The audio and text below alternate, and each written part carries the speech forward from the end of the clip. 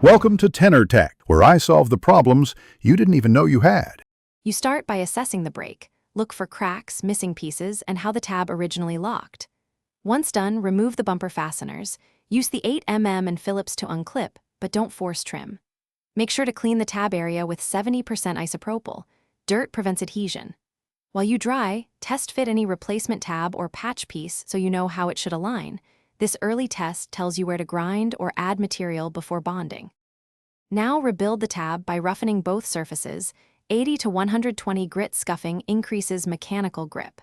You'll position a backing plate or patch behind the brake. Clamp it so the tab aligns perfectly. If using plastic weld, heat and add material in short passes to avoid melt-through. If using two-part epoxy, mix precisely and apply evenly, then clamp. Make sure to reinforce with a thin fiberglass strip under the tab. Finish by trimming cured material and sanding to match the bumper contour. Once smooth, you can prime and paint or apply seam sealer within 24 to 48 hours. Reinstall the bumper. Start all clips loosely, then tighten to factory feel so tabs engage without stress. Check gaps and alignment as you go. If the repaired tab fails, inspect the bond line and backing plate. Add a larger plate or use a replacement tab assembly. This targeted fix prevents repeated breakage and restores fitment.